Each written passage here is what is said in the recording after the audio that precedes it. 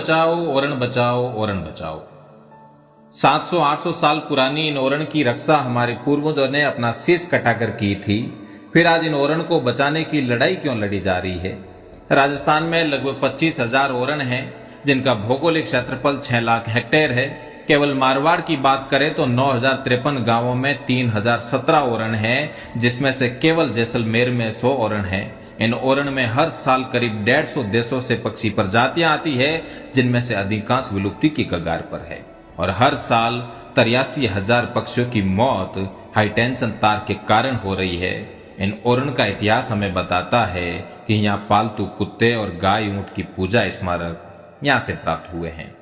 रेगिस्तान की जिस धरती में हमने जन्म लिया, वहां अकाल ने हमारे भाई के रूप में हमारे साथ ही जन्म लिया। ओरण अभावों से भरे हमारे जीवन में 2 साल 3 साल तक पड़ने वाले लंबे अकालों से जूझने का एकमात्र सहारा है। ओरण दूर दूर तक फैली केवल वन संपदा नहीं, बल्कि प्रकृति का वो उपहार है जिसमें रेतीला समाज सांस लेता है। इस थार में गाय का बड़ा महत्व है। गाय धर्म ही नहीं, जीवन का हिस्सा है।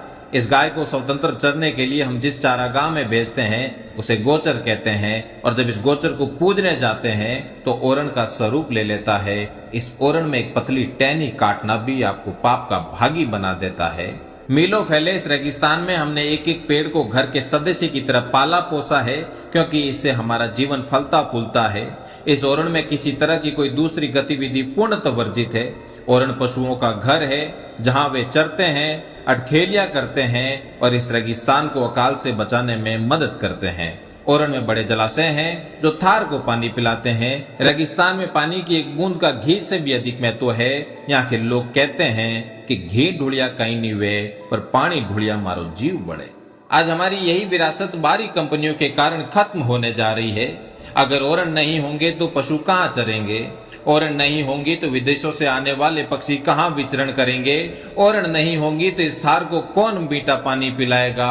ओरण नहीं होगी तो हमारे उन मंदिरों का क्या होगा जिन पर अटूट श्रद्धा से ये समाज चलता है? ओरण नहीं होगी तो गोवंश का क्या होगा? ओरण नहीं होगी तो हमारे रेगिस्तान में हमारे अस्तित्व का क्या होगा? ओरण नहीं होगी तो उन प्राचीन स्मारकों का क्या होगा जो हमारे गर्व से भरे इतिहास में सजे हुए हैं? ओरण नहीं होगा तो कौन हमें अकाल में जीने की उम्मीद देगा? ओरण नहीं होंगी तो सुंदर धोरों वाले इस देश का क्या होगा? ओरण नहीं होंगी तो आने वाली पीढ़ियों को हम क्या मुंह दिखाएंगे? ओरण नहीं होंगी तो हमारे समाज में फैलती बीमारियों से कैसे लड़ेंगे?